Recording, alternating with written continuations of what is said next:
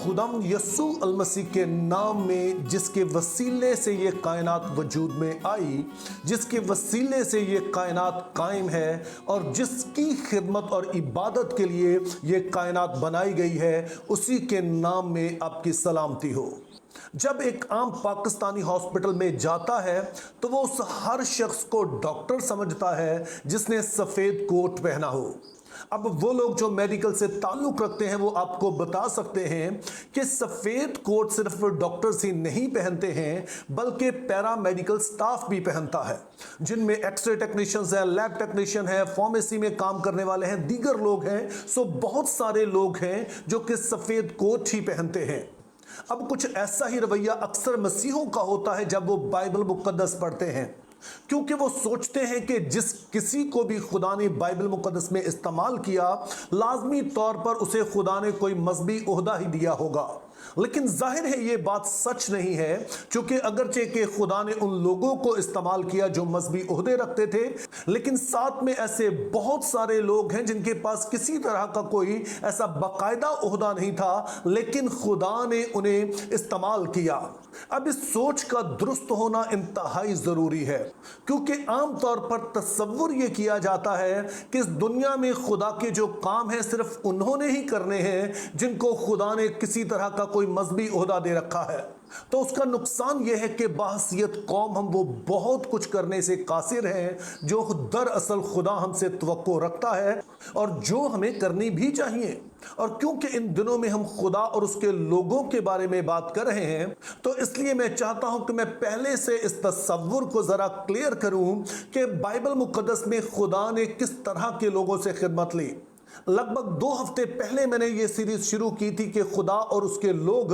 और उसमें मैंने इस बात का इजहार किया था कि खुदा इस दुनिया के लोगों और इस दुनिया के निज़ाम ही को लेता है और उन्हीं के ज़रिए से अपने मकसद को पूरा करता है। तो सबसे पहली चीज़ जो आपने याद रखनी है वो ये है कि ये पूरी कायनात खुदा की है और खुदा किसी भी चीज़ और किसी भी इंसान को इस्तेमाल कर सकता है, चाहे उसका खुदा से कोई ताल्लुक़ हो या ना हो। लेकिन खुदा की हाकमियत कुल का तकाजा है कि उसके पास ये इख्तियार है कि वो किसी भी चीज़ को इस्तेमाल करे। तो इसीलिए खुदा ने जानवरों से लेकर गैर कौम के जो बड़े बादशाह हैं, शहनशाह हैं, उन तक को अपने मकसद के लिए इस्तेमाल किया। मिसाल के तौर पर हम बालाम की गदी को देखते हैं कि खुदा ने उसे भी इस्तेमाल किया ताकि अपनी बात जो है वो बालाम तक जो पहुंचा सके। और फिर हमने एक बड़े बादशाह अक्सवीरस को भी देखते हैं जो दरअसल शाह फारस था, यानी ईरान का बादशाह था, खुदा को नहीं जानता था। खुदा ने उसके दिल को उभारा ताकि बनी इसराइल को वो वापस उसके मुल्क में जाने दे। तो यूं पहली चीज हम याद रखें कि खुदा इस दुनिया में किसी भी शख्स और किसी भी चीज को इस्तेमाल करता है। दूसरे नंबर पर हमने याद रखना है कि खुदा ने जब अपने लोगों को बुलाया तो सिर्फ इसलिए नहीं कि वो उसकी सिर्फ प्रस्तिश करें, बल्कि इसलिए भी ताकि उनके वसीले से खुदा इस दुनिया में काम करे। अब जरा गौर कीजिए कि जब खुदा ने बनी इसराइल को बुलाया तो उनको क्या ओहदा दिया।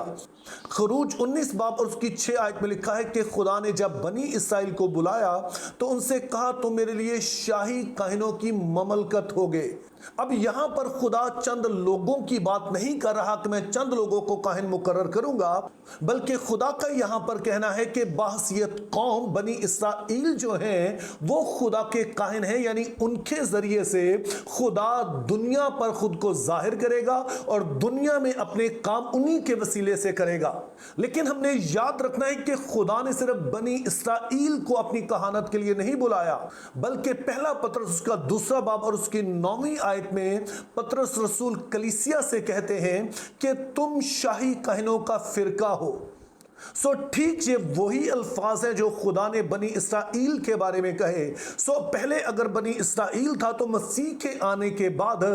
अब ये कलीसिया है जिसको खुदा काहिन समझता है, जिसमें यहूदी और गैर यहूदी सभी लोग शामिल हैं। और इसीलिए 2000 साल से खुदा कलीसिया के वसीले से दुनिया में अपने काम कर रहा है। तो यूं हमने समझना है कि बाइबल मुक़द्दस सिर्फ एक शख्स को अपना खादम नहीं कहती है, बल्कि हम देखते हैं कि पूरी कलीसिया जो है, खुदा इस पूरी कलीसिया से तवक्को रखता है और इसमें मौजूद लोगों से तवक्को रखता है कि जहां जहां भी खुदा ने उन्हें रखा है वहां वहां पर वो उसके काहिन बन के रहें, उनके वसीला से खुदा इस दुनिया में अपने काम करे।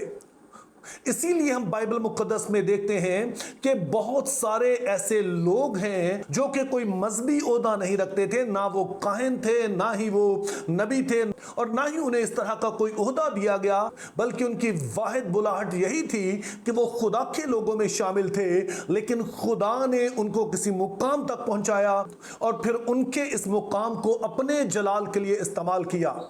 अब उसकी एक बहुत ही वाज़ेह मिसाल हम नहमिया की सूरत में देखते हैं। अब नहमिया कोई काहिन नहीं था, कोई नबी नहीं था, बल्कि उसकी दो जिम्मेदारियां हमें नजर आती हैं। पहले नंबर पर तो वो देखते हैं कि वो शाह फारस अरतक्षश्ता के दरबार में वो एक साकी है, यानी उसकी जिम्मेदारी यह है कि बादशाह के सामने जो खाना रखा जाता है वो उसको चेक करे, वो इस बात को यकीनी बनाए कि उसमें कोई जहर मिला हुआ नहीं है। और जब वो यरूशलेम की बदहाली का हाल सुनता है तो वहीं पर वो बादशाह से अर्ज करता है, और बादशाह उसे फिर इस यहूदिया के इलाके का गवर्नर बना के भेजता है ताकि यहां पर आकर जो वो यरूशलेम को बहाल करना चाहता है वो उसे कर सके। तो कहीं पर भी हम देखते हैं कि उसके पास कोई मजहबी ओहदा नहीं है, बल्कि वो एक आम यहूदी है, और सिर्फ उसके दिल में ये बोझ है कि वो अपनी कौम के लिए कुछ कर सके, उस शहर की तामीर कर सके। अब इसी तरह की एक तस्वीर हम नए अहदनामा में भी देखते हैं, और इनके बारे में लूका 8 बाब और उसकी पहली 3 आयत में बड़ी ही दिलचस्प बात बताई गई है। थोड़े अरसे के बाद यूं हुआ कि वो मुनादी करता और खुदा की बादशाही की खुशखबरी सुनाता हुआ शहर शहर और गांव गांव फिरने लगा, और वो 12 उसके साथ थे।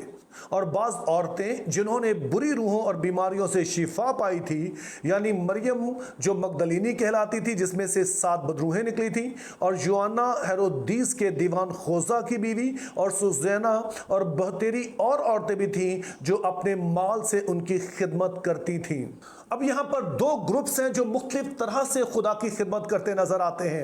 एक तरफ तो 12 रसूल हैं जो यीशु मसीह के साथ साथ रहते, जहां कहीं भी यीशु जाते वो उनके साथ होते और यीशु उनकी ट्रेनिंग करते हैं ताकि आइंदा को वो सारी कलीसिया जिम्मेदारियां जो है वो संभाल सकें। और साथ ही फिर चंद खवातीन का यहाँ पर जिक्र किया गया है। अब जाहिर लगता है कि ये खवातीन मालदार थी, तो वो अपनी इस नेमत को इस्तेमाल करती ताकि खुदाम यीशु और उसके शागिर्द अपनी खिदमत बगैर किसी बर्डन के जारी रख सके। लेकिन फिर हमें बताया गया कि ये खवातीन सिर्फ माल से खिदमत नहीं करती थी, बल्कि जब यीशु मसीह जी उठे तो इन्हीं में से खवातीन थी जिनको खुदाम यीशु ने सबसे बड़ा पैगाम सौंपा कि मेरे शागिर्दों को जाकर बताओ कि वो मुआ नहीं है बल्कि वो जी उठा है।